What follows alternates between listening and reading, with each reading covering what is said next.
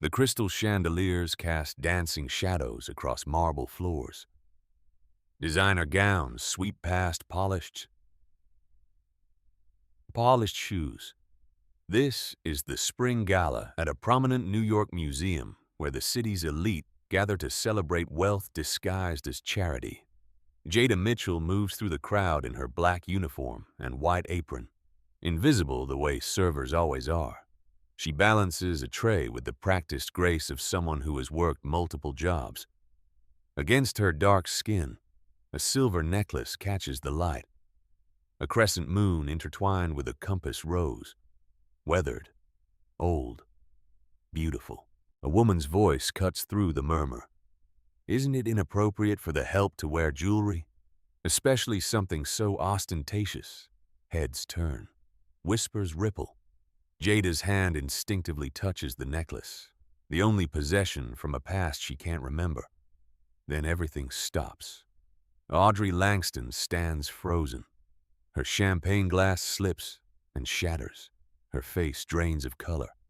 She stares at the necklace. Her lips form silent words. Victoria, have you ever wondered what a single object could unlock? What secrets hide in plain sight, waiting for the right moment to shatter everything you thought you knew? In her apartment in the Bronx, a small space with peeling paint and a window that won't close all the way, but it is hers. Nursing textbooks cover every surface: anatomy, pharmacology, patient care. Between double shifts at prestige events, catering and studying, sleep is a luxury she can't afford. On her makeshift desk sits a worn manila folder containing her entire history. She opens it. The same documents she has read countless times. Birth certificate, baby girl Mitchell, ward of the state. Found at New York Presbyterian Hospital in New York. A single photograph of the necklace. A handwritten note attached. This was pinned to your blanket when they found you. I kept it safe. Her foster mother, Judith Evans, the only person who ever felt like family, now gone from cancer. Jada traces the compass rose with her finger. 4 directional points: north, south, east, west, and beneath them engraved in tiny script. Her roommate, Lena Garcia, appears in the doorway. Fellow nursing student, best friend, the sister she chose. You're doing it again. Lena's voice is gentle. The necklace thing. It means something, Lena. Jada does not look up. This engraving, it's custom work, expensive. Someone cared enough to have this made. Maybe your birth mom was rich and had a breakdown. Or maybe she was running. Jada closes the folder. Either way, I need to focus. Finals won't pass themselves. But the necklace stays around her neck. It always does. She has never taken it off, not once. At prestige events. Catering. A cramped office that smells like coffee and stress.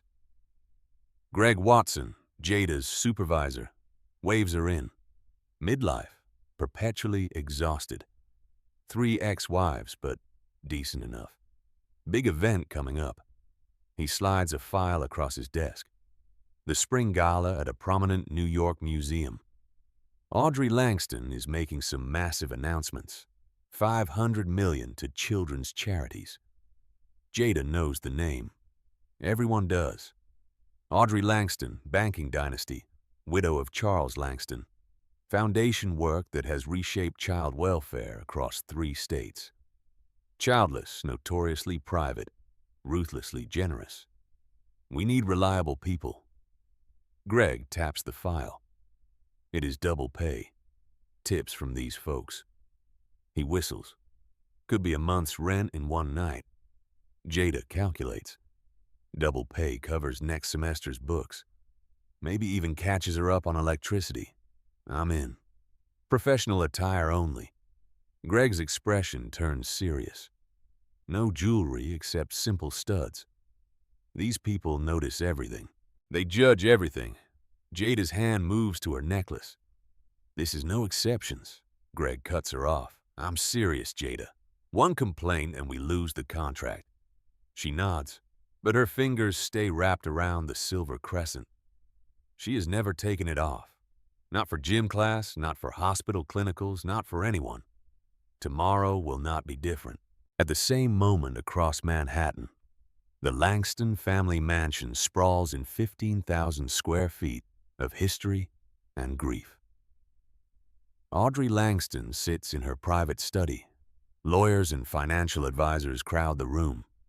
The upcoming announcement, $500 million, her life's work.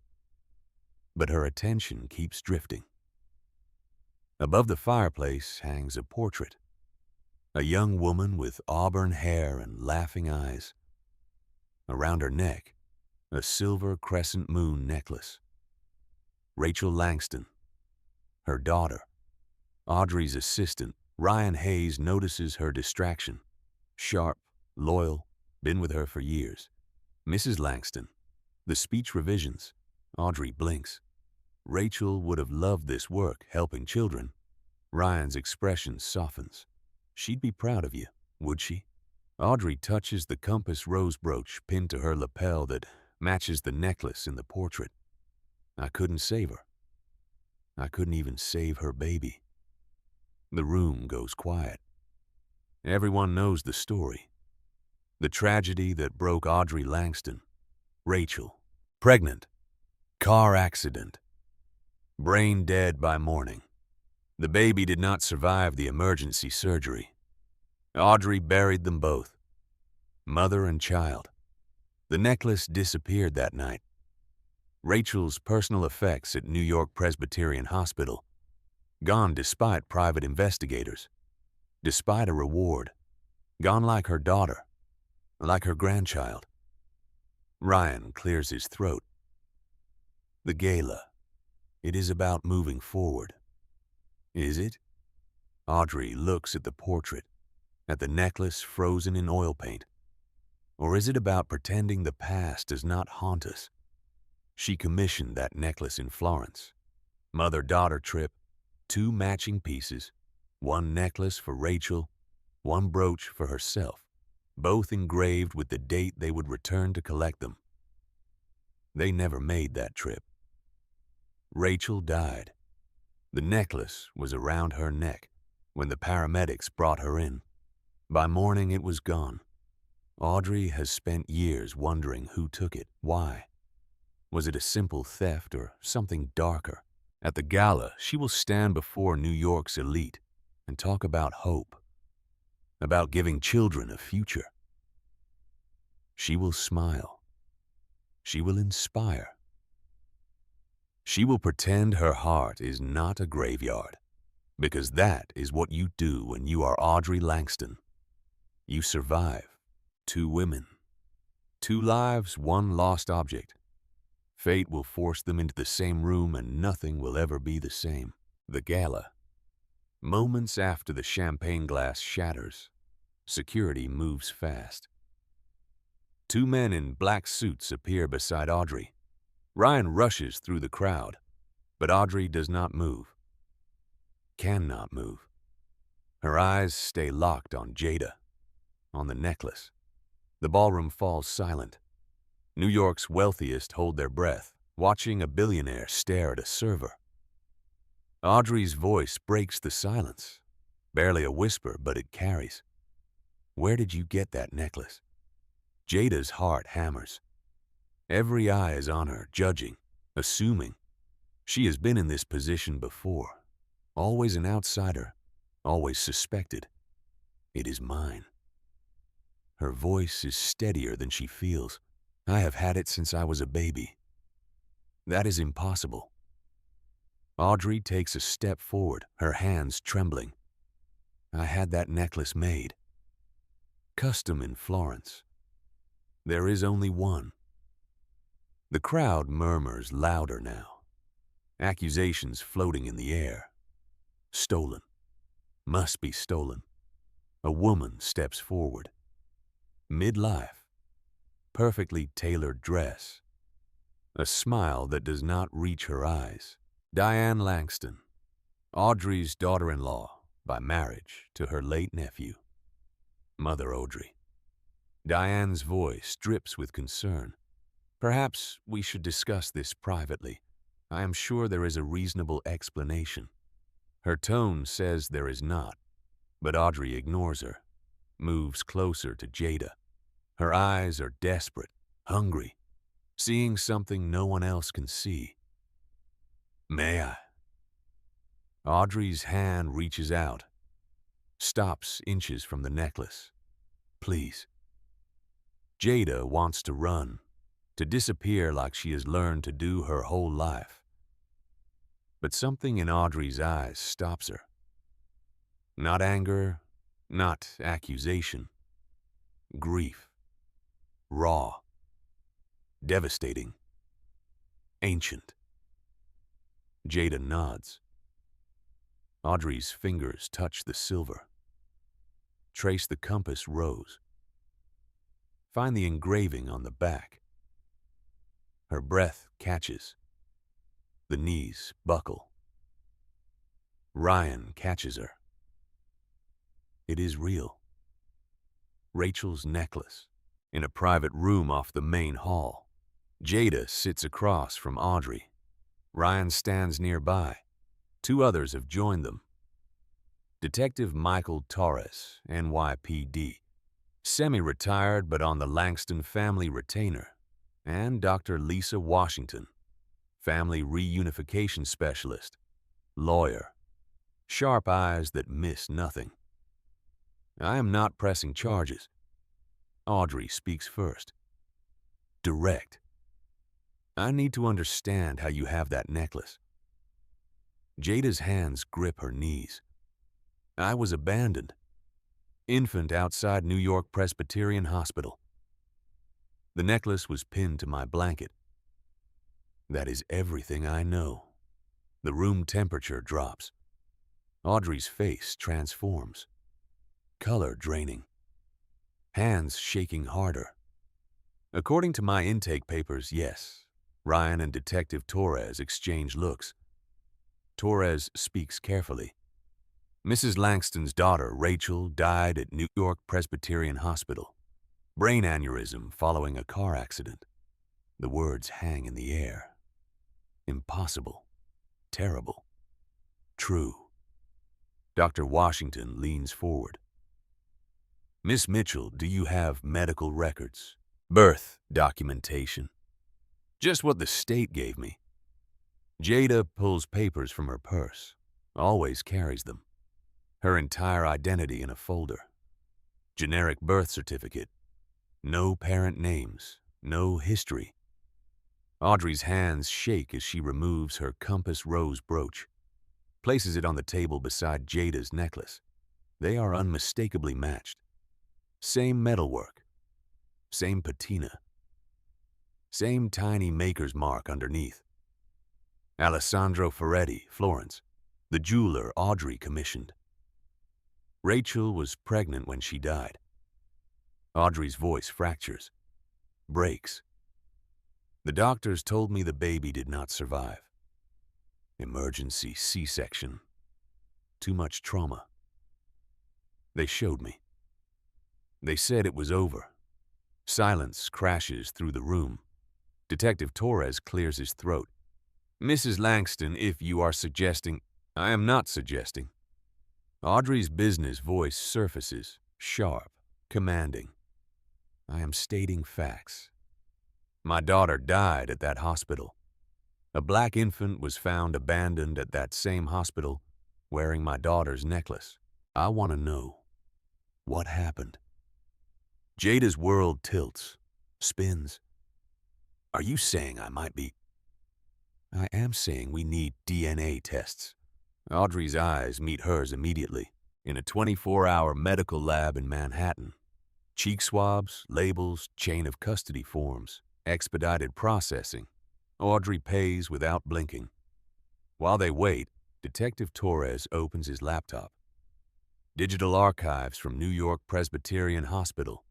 Rachel Langston, admitted late at night. Motor vehicle accident, severe head trauma. Passenger side T-bone collision. Emergency C-section performed due to fetal distress. Official record states infant female delivered stillborn. Mother expired from cerebral hemorrhage. Audrey closes her eyes, reliving the worst night of her life. Torres continues. Infant female found by maintenance worker. Near the ER entrance. Estimated age a few days old. The preliminary exam showed good health, no distress. The baby had one distinguishing mark. He pauses. Small strawberry birthmark, left shoulder blade. Jada's breath stops. Audrey notices. What is it? Jada's voice is barely audible. I have a birthmark. Left shoulder blade, strawberry shaped. The room freezes. Show me. Audrey stands. Jada hesitates. This is insane. This cannot be real. But she turns, lowers her collar enough to reveal the mark. Small, reddish, shaped like an irregular heart.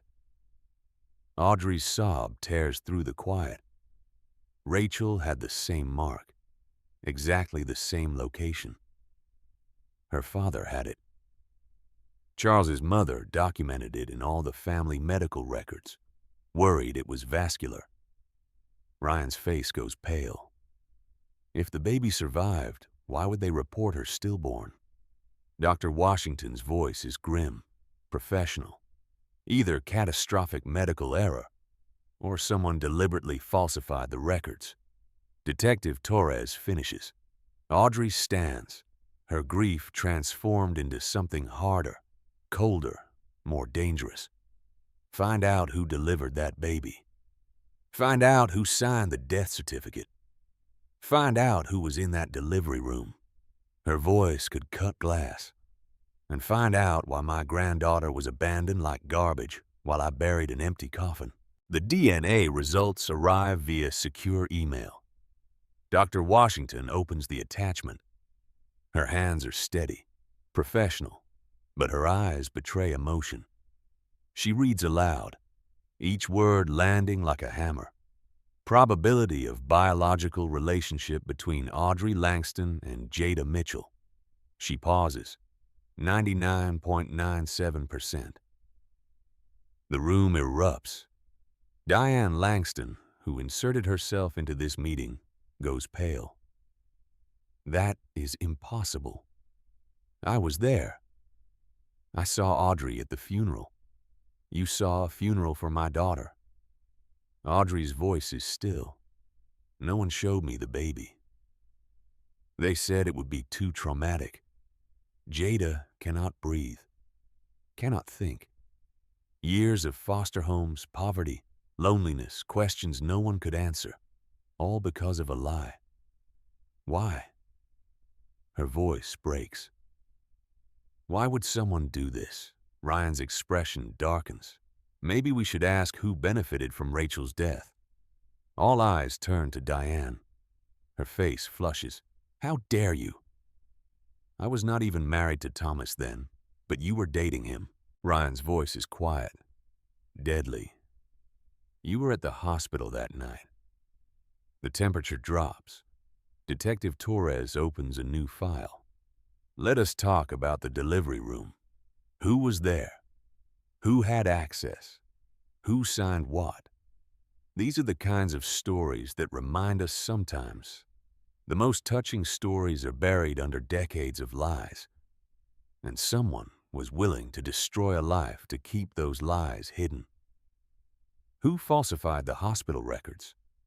Why was Jada abandoned? What did Diane know? In Audrey's estate, the estate attorney, Elizabeth Kane, arrives with boxes. Years of financial records, estate documents, trust amendments, the paper trail of a fortune. She spreads them across Audrey's conference table. Detective Torres, Ryan, Dr. Washington, Jada, Audrey, and Diane all present. Diane brought her own lawyer, Harrison Bridge. Silver hair, expensive suit, retainer that could fund a hospital wing. Elizabeth speaks like she is presenting evidence because she is. When Rachel died, her estate was structured with a clear hierarchy. She points to a document. If her child survived, the child inherited Rachel's share, approximately billions in today's valuation. Jada's stomach drops. Billion with a B. With no surviving heir, Rachel's share reverted to the trust amendment. Elizabeth slides another page forward. The secondary beneficiary was Thomas Langston, Audrey's nephew. Diane's face hardens. Thomas is dead. Pancreatic cancer. What does this have to do with everything? Ryan cuts her off. Thomas managed Langston Industries until his death. You have managed it since. And the foundation. Detective Torres pulls up financial records on his laptop. Let us talk about money. Dr. Robert Grayson, administrator of New York Presbyterian Hospital, received a large consulting fee. He turns the screen, shows the wire transfer from Langston Industries' legal department, approved by Thomas Langston. The room goes silent. Audrey's voice is ice. Thomas authorized payment to the hospital administrator, the same period my daughter died. It gets better. Torres clicks to another screen. Grayson received more money from a shell corporation, Clearwater Medical Consulting, registered agent. He looks at Diane. Simon Vetch, your first cousin. Diane stands. I am calling my attorney. Sit down. Audrey's command stops her cold. You are not leaving until we understand what happened. Diane sits, but her lawyer leans in, whispers urgently. Detective Torres continues. Hospital staff present at Rachel's delivery. Primary surgeon Dr. Alan Mercer. Surgical nurse Linda Thompson. Anesthesiologist Dr. Paul Rickman, deceased. Attending physician who signed the stillbirth certificate, Dr. Harold Thornton. A photo appears. Man in his 40s, white coat, confident smile. Thornton was terminated for falsifying patient records. Unrelated case. Lost his medical license. Last known address, Jacksonville, Florida. Ryan leans forward. Someone paid him. That is speculation. Bridge, Diane's lawyer, objects. You have no evidence. Then explain the money. Audrey's voice cuts like a blade. Explain why my nephew paid the hospital administrator. Explain why Diane's cousin's company paid him more. Diane's composure cracks. Thomas handled legal affairs. I do not know every transaction. You were there. Jada's voice surprises everyone, including herself. The night my mother died, you were there. I was Thomas's girlfriend. Of course I was there. And I was abandoned. Jada stands, faces Diane with the necklace. Why did not whoever left me just sell it? Why keep it with me? Silence. Dr. Washington speaks quietly. Because it was insurance. If the baby was ever found, the necklace was proof. Proof someone wanted the baby gone but could not bring themselves to. She does not finish. Does not need to. That afternoon, Detective Torres makes calls. Linda Thompson, the surgical nurse, agrees to a video call. Her face appears on screen. Weathered, tired, guilty. I wondered when someone would come asking. Her voice shakes. I have had nightmares. Every single one. Audrey leans toward the screen. Tell us what happened. Linda takes a breath. The baby did not die. She was perfect. Crying pink, healthy. Jada's hand covers her mouth. But Dr. Thornton, he took her out of the delivery room, told us to document stillbirth. I tried to object. He said it was complicated. Family request. Family request? Audrey's voice is sharp. That is what he said. I thought maybe. I do not know what I thought, but I was young, scared. He was attending. Torres speaks gently. What happened next? I was leaving my shift. Saw Dr. Thornton in the parking garage. He was with someone, a woman, dark hair, red coat. They were arguing. Ryan stiffens. Did you see her face? No, but I saw him hand her something wrapped in a hospital blanket. I did not realize until later what I had witnessed. Why did not you report it? Dr. Washington asks. Linda's face crumples. I tried. Went to Dr. Grayson, the administrator. He told me I was mistaken, traumatized from the delivery. Then I started getting letters. What kind of letters? No return address. Typed. Said my family would be hurt if I talked. Said my daughter. Then they knew her school. Sent me pictures of her playground. Audrey closes her eyes. So I kept quiet. Got a transfer to a different hospital. I try to forget.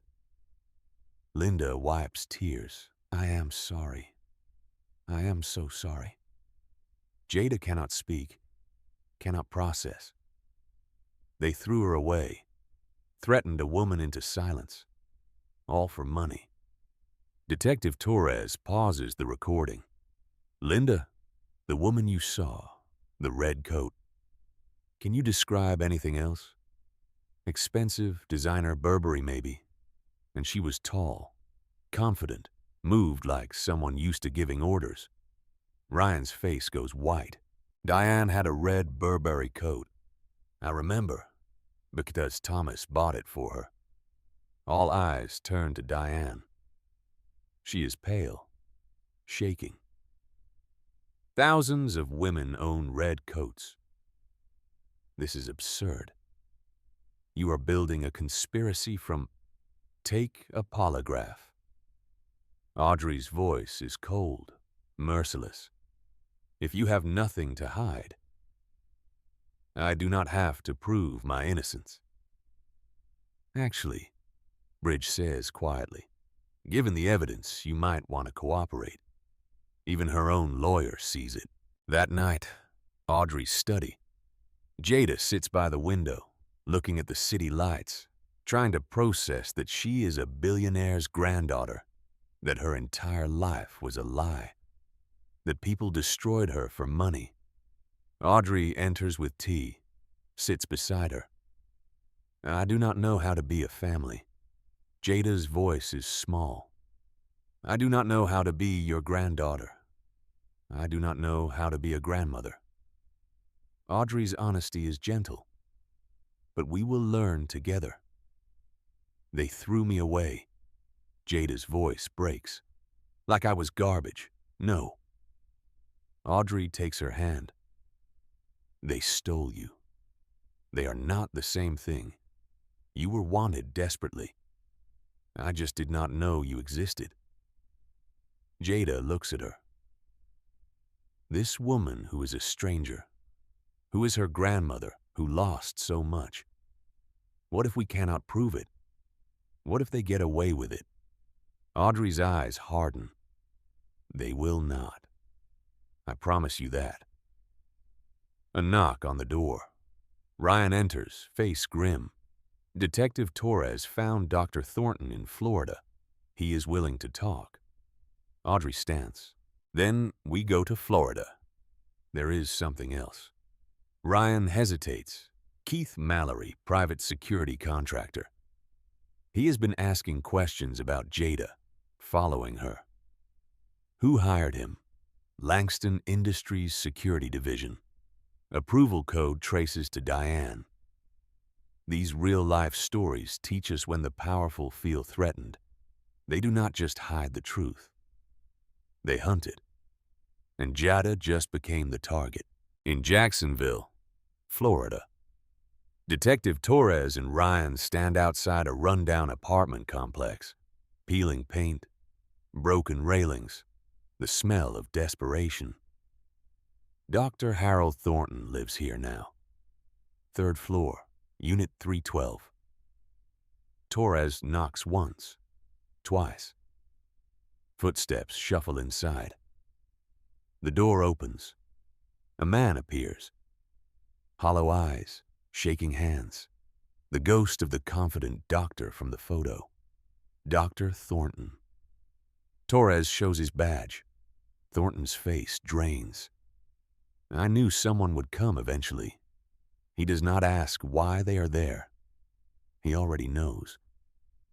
Inside the apartment, Thornton sits on a stained couch, hands wrapped around a coffee mug. Cannot stop shaking. I cannot talk about that night. They will kill me. Who will kill you? Ryan asks. I do not know. That is the point.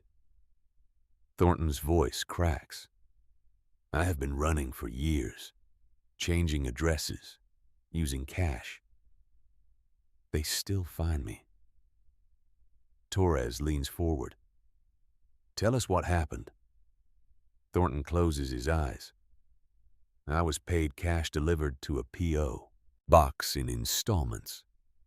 Paid to do what? Falsify the stillbirth certificate. Take the baby to a specific location. Leave her there. The words land like stones. Where? Ryan's voice is tight. Maintenance closet, near the loading dock. I was told someone would pick her up, take her to a good family. Adoption. Private. No paperwork. You believe that? Thornton's laugh is bitter. I wanted to believe it. Cash pays a lot of gambling debts. So I documented stillbirth, took the baby, left her in that closet wrapped in a hospital blanket with the necklace. It was around the mother's neck when she died. I thought, I do not know. Maybe the baby should have something from her. Torres's jaw tightens. What happened next? I left. Came back later to check. The baby was gone. I thought everything went according to plan. Thornton's voice drops. But later I saw the news. Abandoned baby found at New York Presbyterian. I realized whoever was supposed to pick her up did not. They just moved her to the ER entrance and left her. Ryan stands, paces. Who contacted you? Who set this up? I never met them directly. Everything was phone calls, burner phones, instructions delivered by text, money and cash drops. You must have heard something. A name? A voice? Thornton hesitates. There was one voicemail left by mistake. A woman's voice. She said, "Tell Grayson it is done." Then she hung up, realized her error, called back immediately and said, "Forget that message." Can you describe the voice? Educated, cold, used to giving orders. And he pauses. She had a slight accent, not strong but there. European maybe, or someone who had lived abroad. Torres and Ryan exchanged looks. After that night, the threats started. Thornton continues. Letters, photos of my daughter at school, her route home. I moved to Florida, changed my name on lease documents, stopped practicing medicine, but they still found me. He pulls up his shirt, shows a scar across his ribs. Years ago, man with a knife in a parking lot outside a grocery store said, "If I ever talked, next time would be fatal." Back in New York, Audrey's estate. Jada cannot sleep. She is in the guest house. Audrey insisted she stay. Security outside. Her phone buzzes. Text from Lena. You okay? Saw the news. This is insane. The media found out. Of course they did. Nothing stays secret in New York. Headlines everywhere. Langston Heir found after years. Baby Jada. Stolen or abandoned. Billionaire's lost granddaughter raised in foster care. Jada does not respond. Cannot find words. Another text. Unknown number. Stop asking questions. You survived once. Do not test your luck. Her blood goes cold. She screenshots it. Forwards to Detective Torres. But fear settles in her chest like ice. Someone is watching. The next morning, Audrey's conference room. The team gathers. Audrey, Jada, Ryan, Detective Torres, Elizabeth Kane, Dr. Washington. Torres shares Thornton's testimony. The room listens in grim silence. The voicemail. Elizabeth speaks. A woman's voice. European accent. That is specific. Ryan pulls up files. Diane Langston, born Diane DuPont. Her father was French-American. Her mother was Swiss. Diane spent summers in Geneva as a child. She has a slight accent when she is tired or angry. Audrey's face hardens. Circumstantial. We need more. I am working on it. Torres opens his laptop. Dr. Robert Grayson, the hospital administrator. Current address, Miami. I have a warrant being processed. How long? Too long. Audrey stands. I want answers now. Ryan hesitates. There is something else. I have been digging into Thomas's finances. He made several large cash withdrawals. Total, hundreds of thousands. Payment to Thornton, payment to Grayson. Elizabeth calculates. That leaves money unaccounted for or already paid to someone else. Dr. Washington suggests the question hangs. Who? That afternoon, Jada returns to her Bronx apartment. She needs clothes, textbooks, her life before everything exploded. Security offered to accompany her. She refused. She needed space. Normal mistake. She climbs the stairs to her third-floor walk-up. The light is out again. The landlord never fixes anything. Her key turns in the lock. The door opens. The apartment is dark. She reaches for the light switch. A hand grabs her from behind, slams her against the wall. Man's voice low, cold. You need to stop asking questions. Jada's nursing training kicks in. She identifies pressure points, weak spots. Her elbow drives back, connects with his ribs. He grunts. Grip loosens. She spins, sees his face. Scar across his left eyebrow, dead eyes. He pulls a knife. They said to make it look like a robbery. Jada's heart hammers. She is feet from her door, feet from the stairs. He lunges. She drops, rolls.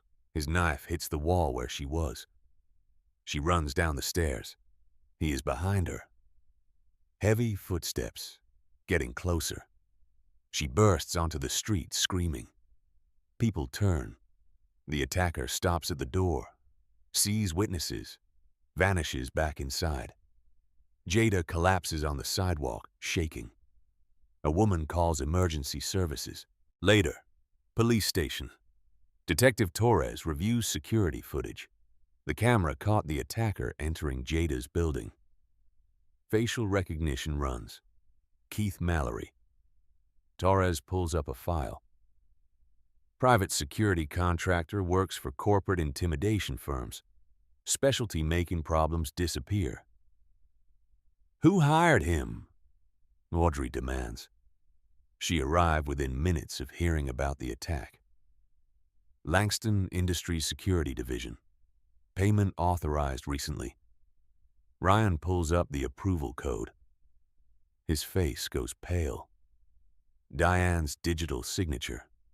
Audrey's rage is quiet, controlled, deadly. Arrest her now. We are working on it, Torres says. But Mallory disappeared. Without him, it is harder to prove. His phone rings.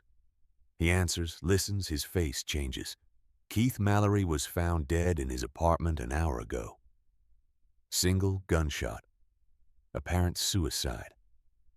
The room goes silent. That is not suicide.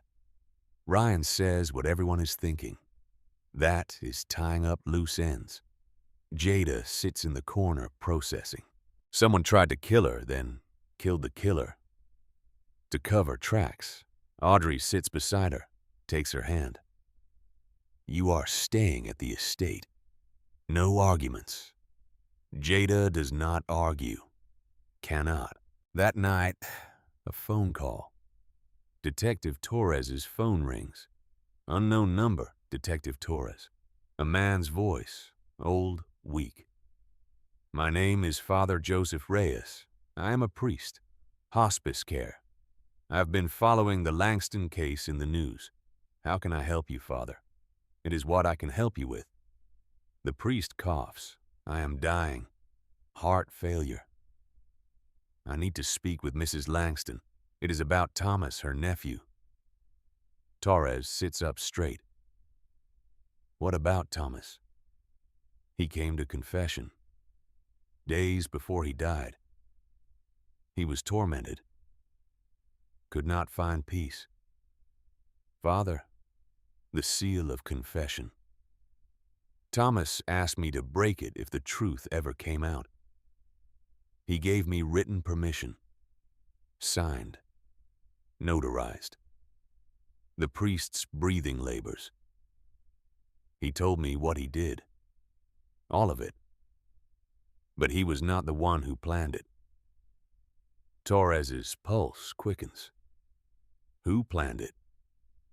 Someone Rachel trusted. Someone she loved like a sister. The priest pauses. He gave me a name. Dr. Vanessa Brooks. The world stops, Rachel's best friend. Torres can barely speak. Thomas said she came to him. Told him the baby would ruin both their lives. Told him they could make it disappear. She had connections at the hospital. She had a plan. Torres stands, pacing. Why would Vanessa Brooks want Rachel's baby gone? Money, debts, desperation. Father Reyes coughs again, harder. Thomas said Vanessa was the one who arranged everything, paid everyone, threatened everyone. He just provided the money and looked the other way. Sometimes the touching stories we hear about friendship hide the darkest betrayals, because the people closest to us know exactly how to destroy us. The name drops like a bomb. Dr. Vanessa Brooks, Rachel's best friend, maid of honor at her wedding, the woman who held Audrey's hand at the funeral. Detective Torres pulls up files. Within minutes, her life spreads across his screen. Vanessa Brooks, psychiatrist, private practice on Manhattan's Upper East Side. Successful, wealthy, respected. But the past tells a different story. Columbia University roommates Rachel and Vanessa. Inseparable. Every photo shows them laughing, arms linked, sisters by choice, until money destroyed everything. Torres digs deeper.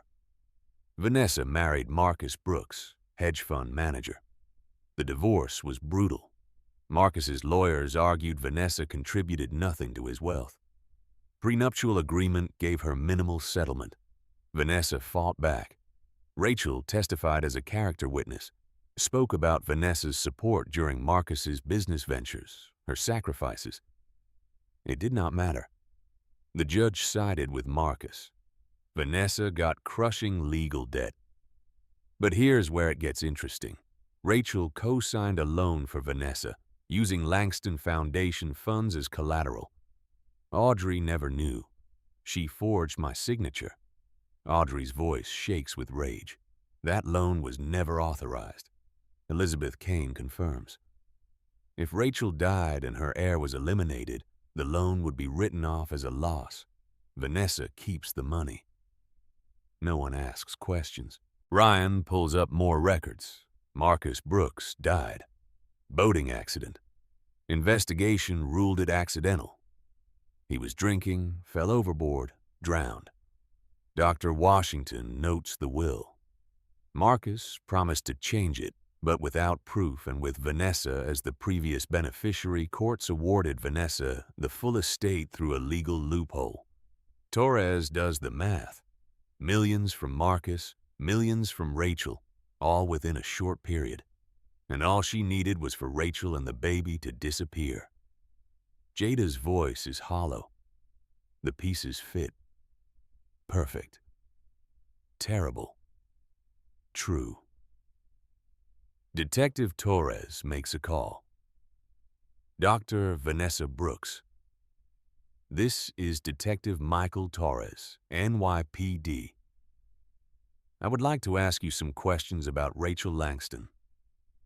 Silence on the line. Then I heard about Jada. It is wonderful. Audrey must be overjoyed. Her voice is smooth, practiced, but there is something underneath. Fear. Would you be willing to come to the station?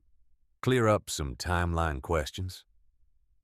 Of course, though I am not sure how I can help. That was years ago. You remember it well enough. Another pause.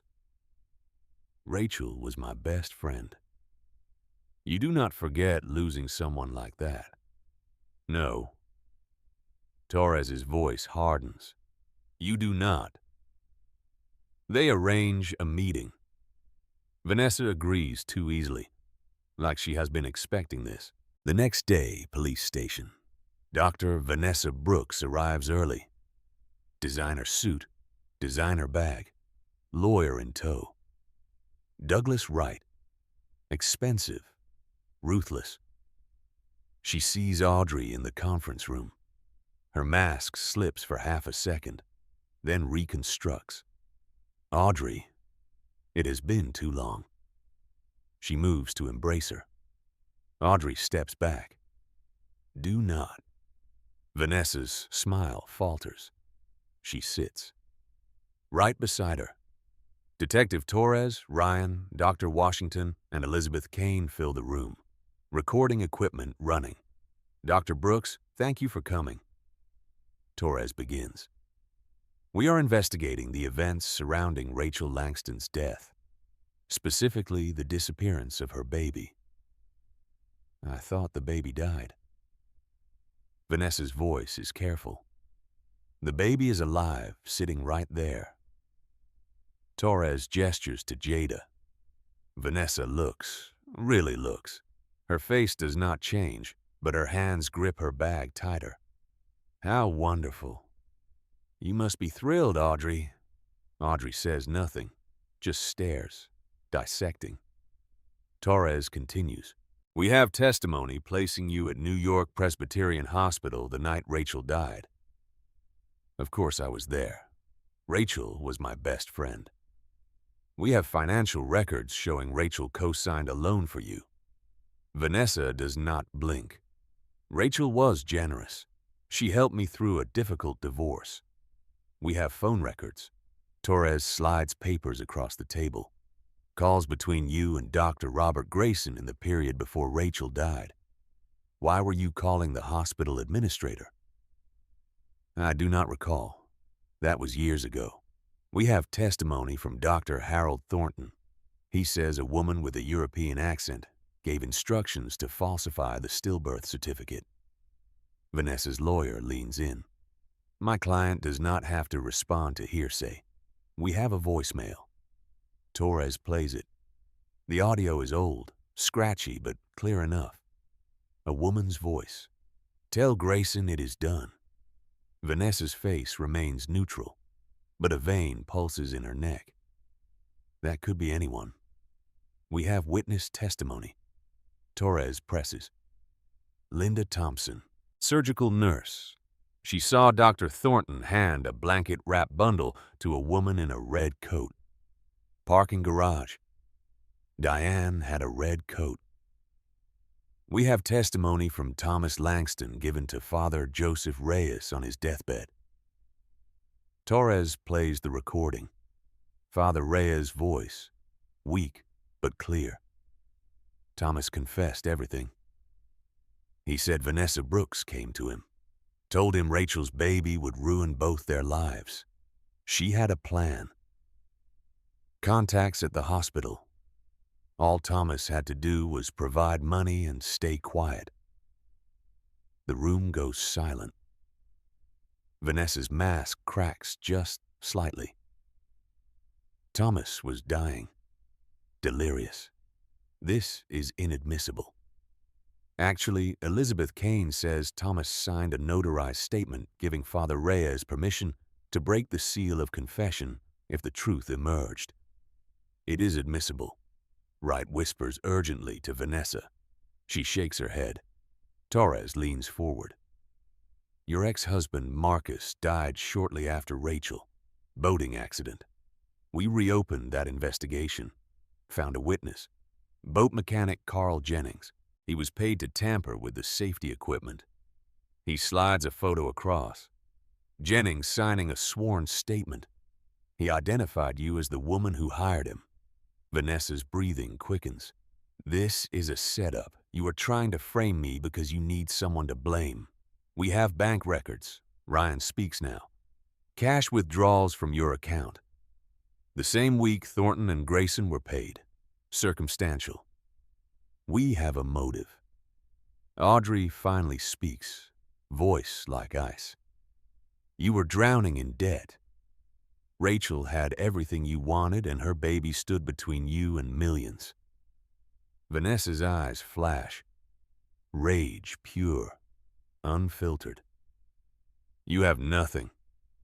Speculation and coincidence. We have enough to arrest you. Detective Torres stands.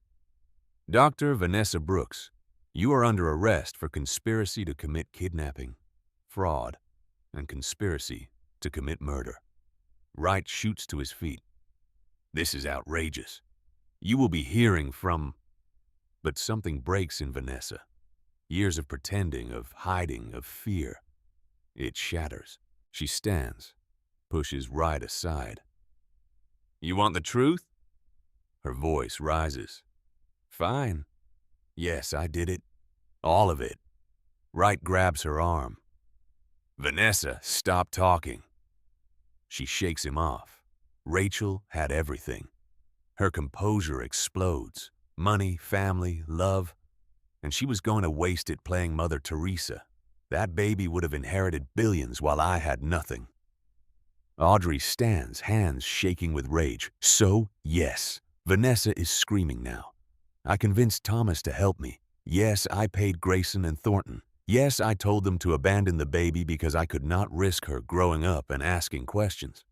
Jada cannot breathe, cannot process. And yes, I had Marcus killed. He owed me that money after what he did. After he humiliated me. After he threw me away for some younger woman. Wright looks like he wants to disappear. You want to know the worst part? Vanessa laughs. Bitter. Broken. I am not sorry. Rachel was naive. Thomas was weak. They both deserved what happened. She looks at Jada, eyes cold. You survived. You are fine. You are about to inherit billions, so what is the problem? The room is silent, stunned. Audrey steps forward, voice quiet, devastating. The problem, Vanessa, is you are going to spend the rest of your life in prison, knowing all your scheming achieved nothing but your own destruction. Security enters, handcuffs Vanessa. As they lead her away, she is still screaming. Rachel did not deserve that fortune. She was going to waste it. I was smarter. I deserved it. The door closes. Silence crashes down. Jada realizes she is crying. Audrey's arm wraps around her. These are the stories that remind us evil does not always wear a mask. Sometimes it wears the face of a friend. In the Manhattan criminal courthouse, the media circus is deafening. Cameras flash. Protesters hold signs. Justice for Jada. How many others were stolen? Audrey and Jada arrive surrounded by security. Inside, the courtroom is packed. Standing room only. Dr. Vanessa Brooks sits at the defense table. Orange jumpsuit. No makeup. The mask is completely gone. Douglas Wright beside her looking like he aged years. Diane Langston sits separately. Her own legal team. Accessory charges. Conspiracy. Judge Denise Harper enters. Decades on the bench. Zero tolerance for games. All rise. Assistant District Attorney David Kim stands. Your Honor, the people will demonstrate that Dr. Vanessa Brooks orchestrated a conspiracy. Kidnapping. Fraud. Murder. He lays out the case, the DNA evidence, financial records, testimony. Linda Thompson takes the stand first. Nervous but determined. The baby did not die. She was healthy, crying, perfect. Kim guides her. What happened next? Dr. Thornton took her, told us to document stillbirth, said it was a family request. What did you witness? I saw Dr. Thornton in the parking garage with a woman, dark hair, red coat, expensive. He handed her something wrapped in a blanket. Kim shows a photo. Vanessa Brooks. Could this be the woman? The build matches. The height. The confidence. Wright cross-examines, tries to poke holes. Linda does not budge. Dr. Harold Thornton testifies next. Immunity granted. Looks broken. I falsified the stillbirth certificate. Paid cash. Instructions through burner phones. Cash drops. Have you ever heard a name once? Voicemail. A woman said, "Tell Grayson it is done." Describe the voice. Educated. Cold. Slight European accent. Kim plays the recording, then submits voice analysis. Matched to Dr. Brooks' voice. The courtroom murmurs. Carl Jennings testifies. The boat mechanic, guilty conscience. She paid me to tamper with Marcus Brooks' boat, safety equipment, make it look accidental. Who paid you? Dr. Vanessa Brooks. Met her at a marina. Told me exactly what to do. Kim shows surveillance footage. It is her. No question. Father Joseph Reyes appears via video link. Hospice oxygen tube. Thomas Langston confessed. What did he confess about the baby? How Vanessa Brooks convinced him it was necessary, that the baby would destroy their inheritances. Who orchestrated it? Vanessa. All of it. She had hospital connections, arranged payments. Thomas just provided money. Wright objects. Kim submits Thomas's notarized permission. Judge Harper allows it. Jada takes the stand. The courtroom goes silent. Kim approaches gently. Miss Mitchell, tell the court about your childhood. Foster homes before I aged out. Some good, most were not. Did you have family support? I had no one. No records, no history, just a necklace and questions. How did you survive? Multiple jobs in high school and college, scholarships, loans. I worked every day to become a nurse. What did you think about your biological family? Jada's voice cracks. I thought they did not want me. I thought I was not worth keeping. Audrey's eyes fill with tears. Now you know the truth. Now I know I was wanted, but someone decided my life was worth less than money. She looks at Vanessa. You stole years from my grandmother, condemned me to poverty, killed people for money. Vanessa stares back.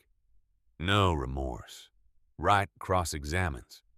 You stand to inherit billions. I do not care about money. I care about my grandmother, the life we lost, the mother I never knew. Jada leans forward. Money does not fix that. Whispers ripple through the courtroom. Vanessa's final outburst. As Kim rests his case, Vanessa snaps. She stands, pushes Right aside. You all act so righteous, but you do the same. Rachel was going to waste billions on charity, on strangers. Judge Harper bangs her gavel. Dr. Brooks, sit down. No, I worked for everything. Rachel had it handed to her. She did not deserve it. Sit down, or I will hold you in contempt. I am already going to prison. Vanessa laughs, bitter. My only mistake was not destroying that necklace. Security moves toward her. Rachel was weak. Thomas was weak in that baby. She points at Jada. Should have stayed lost. Security restrains her, drags her back. She is still screaming. Judge Harper's face is stone. I have heard enough. She reviews the evidence, the testimony, the confession. Dr. Vanessa Brooks, I find probable cause on all charges. How do you plead? Vanessa cuts off her lawyer. Guilty to everything. The courtroom explodes. Sentencing. Judge Harper's voice cuts through the chaos. Dr. Brooks, you destroyed lives, murdered people, stole a child's identity, corrupted professionals, threatened witnesses. She pauses. I sentence you to life in prison without parole. Sentences consecutive plus civil liability. Vanessa does not react. Empty. Diane Langston, years. Parole after some time. Dr. Robert Grayson, years. Dr. Harold Thornton, years. License permanently revoked. As they are led away, Audrey reaches for Jada's hand. Justice is served. Outside the courthouse, reporters swarm. Audrey makes a brief statement. My granddaughter was stolen by people I trusted. Today, justice affirmed that cruelty will not go unpunished. We ask for privacy as we heal. Jada speaks quietly. To every foster child wondering if you matter, you do. Your story matters. Do not let anyone tell you otherwise. The crowd erupts in support. They walk to the car hand in hand. Grandmother and granddaughter. The past cannot be changed, but the future is theirs to write. In stories like these, justice does not erase pain, but it proves that truth always finds its way home. Jada walks through the Langston family gardens. Morning sun filters through oak trees. Birds singing. Peace she never knew existed. She lives in the guest house now. A compromise. Audrey wanted her in the main house. Jada needed space. Independence. They are learning slowly. Audrey wants to give everything. Clothes, cars, vacations, make up for lost years. Jada wants to earn her own way, finish what she started, prove she is more than a lost child. They clash often, but they are trying. Jada's nursing school graduation. Audrey sat in the audience front row. Tears streamed as Jada crossed the stage. Degree earned through her own work, her own sacrifice. Not family connections, not money, her own hands. Afterward, Audrey hugged her, whispered, Rachel would be so proud. Jada held on tight. I wish I had known her. You have her strength, her heart, her stubborn determination. Audrey smiled through tears. You know her through yourself. They visit Rachel's grave together now, placing white roses. Jada places her hand on the headstone. I am here, Mom. I am okay. We are okay. Audrey does not cry anymore. Not at the grave. She talks instead. Tells Rachel about Jada's achievements, her plans, her life. Like Rachel is still listening. Maybe she is. The Rachel Langston Foundation launches major funding. Audrey's announcement. Now real operational focus. Foster children, education, scholarships, mental health services. family reunification resources. Jada serves on the board, uses her experience, her pain to help others. At the first meeting, she presents data, statistics, plans. Every year, thousands of kids age out of foster care. No family, no support. We are going to change that. The board approves every proposal. Lena Garcia is the first scholarship recipient, full ride to Columbia's nursing graduate program. She hugs Jada after the announcement. "You did this. We did this," Jada corrects. "We are not letting anyone else feel forgotten."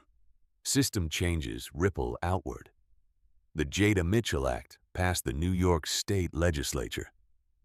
Requires DNA banking for all abandoned infants, comprehensive database cross-referencing, family connection protocols. New York Presbyterian Hospital restructures completely. New protocols, multiple verifications for any infant death certificate, independent review required. Detective Torres heads a new task force investigating hospital fraud, adoption corruption. They have identified suspicious cases already. Dr. Washington publishes a book, Stolen Childhoods: How Medical Corruption Destroys Families. Required reading in medical ethics programs nationwide. Change is happening because of Jada's story. The civil lawsuit settles. Millions from Vanessa's estate, New York Presbyterian Hospital. Co-conspirators. Jada's portion. She donates every penny to foster care reform, medical oversight programs, legal aid for family reunification. "I do not need guilt money," she tells reporters. "I need to make sure this never happens again." Audrey watches the press conference. Pride overwhelms her. Jada works her first shift. Registered nurse, New York Presbyterian Hospital, NICU. Audrey argued against it. Too many painful memories, too much trauma. Jada insisted. "This is where Mom died, where I was stolen. But it is also where sick babies get saved every day. I want to be part of healing." She tends to a premature infant, monitoring vitals, adjusting IVs, speaking softly to terrified parents. During lunch, Audrey visits, brings homemade sandwiches, only slightly burned. They eat in the cafeteria, surrounded by chaos, beeping machines, rushing staff. It feels normal, not perfect, not without pain, but real. Jada touches her necklace now, accompanied by a compass rose bracelet Audrey gave her inscribed with both their names. "You know what is funny?" Jada says. "I spent my whole life feeling lost, like I did not belong anywhere." She looks at Audrey. "Now I realize I was never lost, just stolen. And you never stopped looking." Audrey's eyes fill. "I did not know I was looking, but my heart knew something was missing." They sit in silence, comfortable, complete. Closing voiceover. Jada Mitchell was abandoned as an infant, labeled unwanted. Told by society she did not matter. For years, she fought to survive in a world that discarded her. But a single necklace, a mother's final gift, became the thread that unraveled a conspiracy, restored a family, exposed corruption. The villains are behind bars. The system is changing. Justice prevailed. But the real victory. Audrey finally hears someone call her grandma. Jada understood she was never unwanted. She was stolen. These real-life stories teach us. Can broken families heal? Can justice defeat power?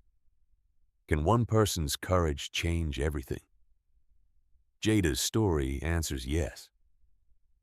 But only if we refuse to accept injustice. Only if we fight for truth even when it is buried. Only if we remember every abandoned child has a story worth uncovering. The necklace was a symbol, but Jada is a miracle. Not because she was rescued, but because she never stopped searching for the truth. Have you ever wondered what secrets your family holds? What injustices hide behind closed doors? In a world that tells us to move on, to forget, Jada reminds us, truth is worth fighting for, and love always finds its way home. If this story touched your heart, share it. Comment below about your own journey.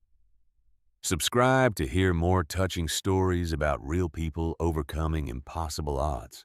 In the end, Jada Mitchell's story leaves us with one profound, heart-wrenching lesson that reaches straight into the soul. No matter how abandoned, invisible, or unwanted you may feel, you are never truly forgotten, and the truth has a way of finding its way home.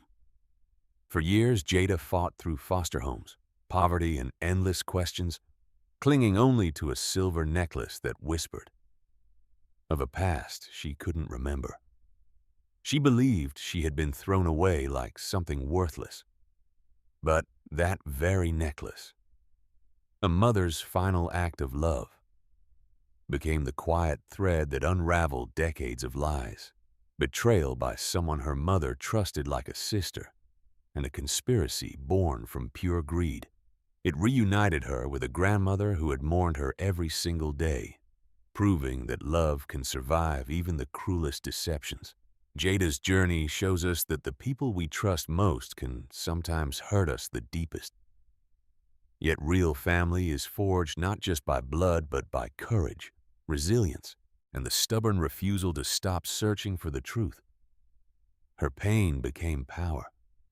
Her story sparked justice, and her courage helped change broken systems so other children would never have to suffer the same fate. If you've ever felt lost in this world, wondering if anyone cares or if your story even matters, let Jada remind you, you are worthy of being found. Your life has purpose. Your voice deserves to be heard. Truth always wins, and love, even when buried under decades of secrets, will fight its way back to you. What about you? Have you ever felt abandoned or discovered a hidden family truth that changed everything? Share your story in the comments below. We read every single one, and your words might be the light someone else needs right now. If this story touched your heart, hit that subscribe button, turn on notifications, and join our community for more powerful, real-life tales of resilience, redemption, and the quiet miracles that prove hope never really gives up. Your support keeps these stories alive